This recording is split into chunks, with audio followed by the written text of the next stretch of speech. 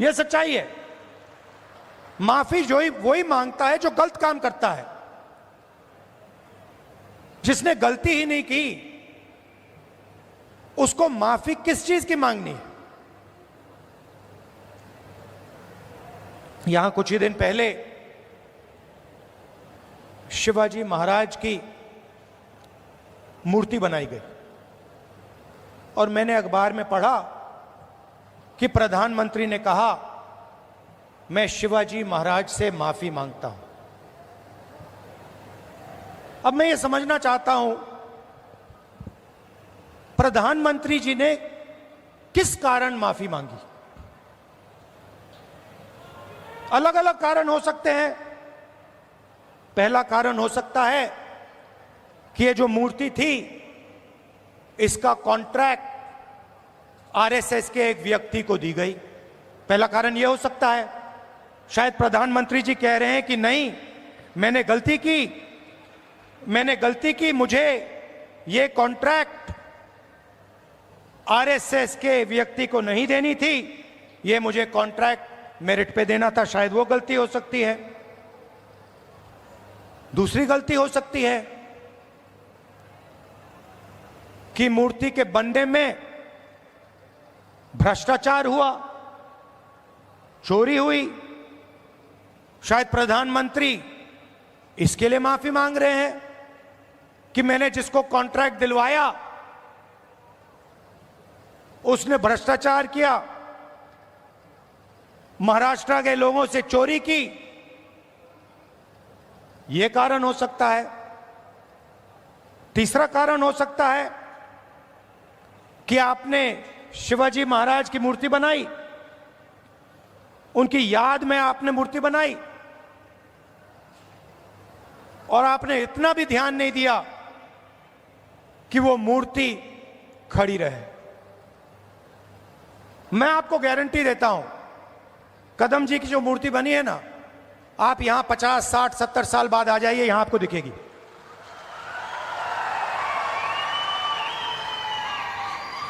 और शायद सबसे बड़े महापुरुष शिवाजी महाराज जी की मूर्ति बनती है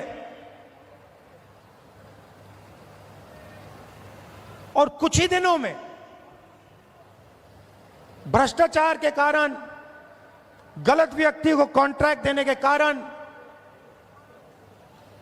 वो मूर्ति गिर जाती है।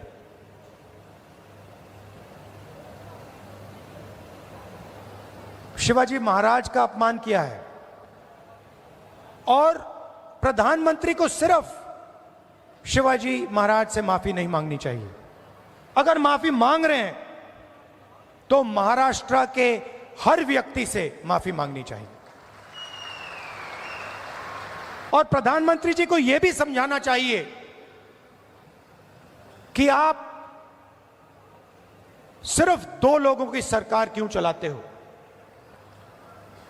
जहां भी हम देखते हैं बड़े से बड़े कॉन्ट्रैक्ट अदानी और अंबानी जी को मिलते हैं। मैंने पार्लियामेंट में भाषण दिया। पार्लियामेंट में किसी का नाम लिया जा सकता है, मगर पहली बार मुझे कहा गया कि पार्लियामेंट हाउस में अपने भाषण में मैं अदानी और अंबानी का नाम नहीं ले सकता हूं। तो फिर मैंने कहा ठीक है भैया, आप चाहते हो कि मैं ना लूं, मुझे कुछ ना कुछ तो कहना पड़ेगा। अगर अंबानी अदानी नहीं चाहते हैं तो मैं कुछ और कह देता हूं। तो मैंने उनका नया नाम बनाया है A1 और A2। पूरा का पूरा काम A1 और A2 का हो रहा है। प्रधानमंत्री जी ने इसके लिए माफी किसी से नहीं मांगी।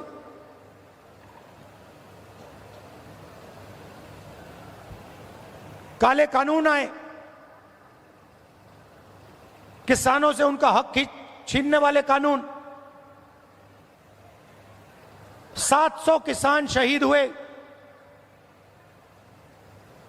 हमने पार्लियामेंट में कहा कि 2 मिनट इनके लिए मौन रखा जाए, हमें कहा जाता है नहीं, ये शहीद नहीं है।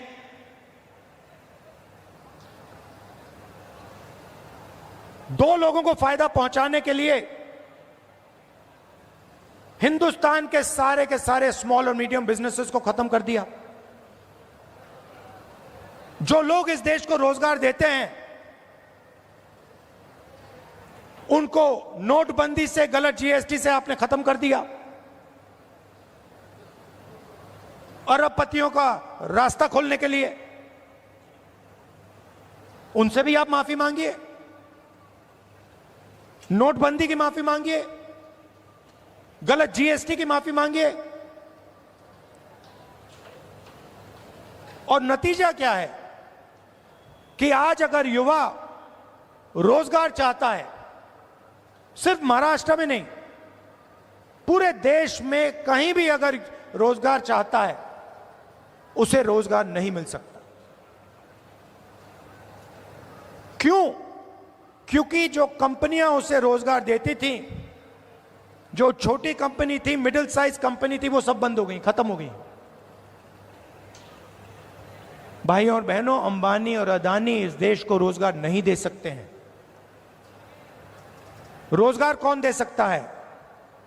रोजगार छोटे बिजनेस वाले दे सकते हैं, रोजगार मीडियम साइज बिजनेस वाले दे सकते हैं, जो छोटी फैक्ट्रियां चलाते हैं, मिडिल साइज फैक्ट्रियां चलाते हैं, जो चीजें बनाते हैं, ये लोग दे सकते हैं। आज हिंदुस्तान में नया मॉडल है, चाइना का माल आता है, वही 10-12 अरबपति उस माल को बेचते हैं।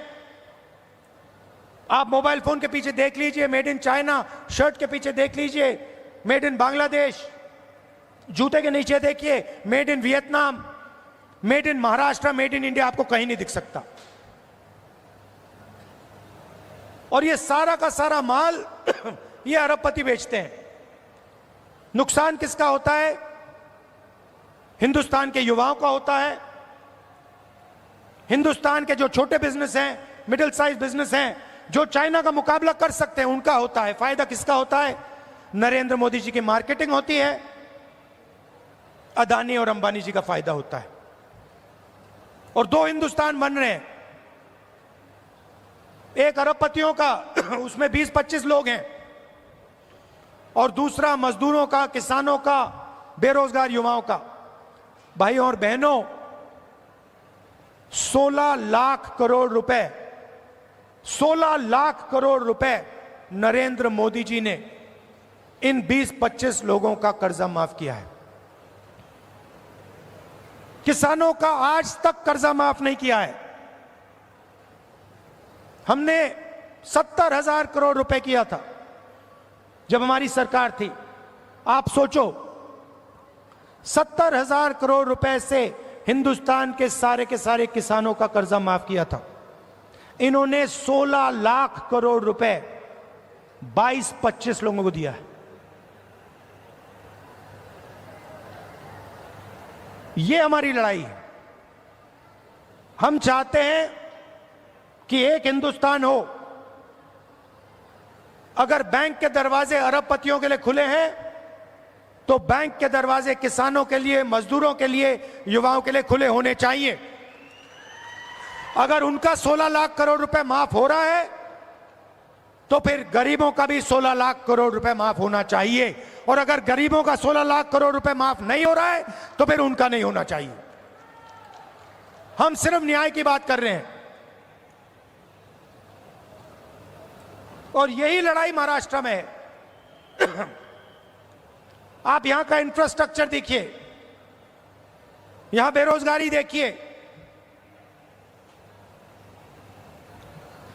Thank you. बेरोजगारी देखिए, हर एरिया में आपको भ्रष्टाचार दिखेगा। जहां भी आप देखोगे सड़क बनती है, भ्रष्टाचार, सरकारी भ्रष्टाचार से बनी है, सरकारी चोरी करके बनी है, सरकारी एमएलए को पैसा बन के दे के बनी है। ये बीजेपी की सरकार नहीं है, ये आपकी सरकार थी। इसको तोड़कर चोरी करके ले गए ये लोग। तो जहां भी आप देखोगे आपको भ्रष्टाचार मिलेगा। बाहर के लोग यहां आकर आपके कॉन्ट्रैक्ट ले जाते हैं, दूसरे स्टेट के लोग यहां आकर आपसे कॉन्ट्रैक्ट छीन जाते हैं। ये हम बदलना चाहते हैं। और मैं जानता हूं कि आप सब कांग्रेस पार्टी के कार्यकर्ता, मोहब्बत की दुकान वाले कार्यकर्ता बब्बर शेर, मैं जानता हूं कि यहां पे आप महाराष्ट्र की सरकार लाने जा रहे हो। अपना खून पसीना देकर महाराष्ट्र की जनता की सरकार, किसानों की सरकार, बेरोजगार युवाओं की, मजदूरों की सरकार, हर वर्ग की सरकार आप लाने जा रहे हो।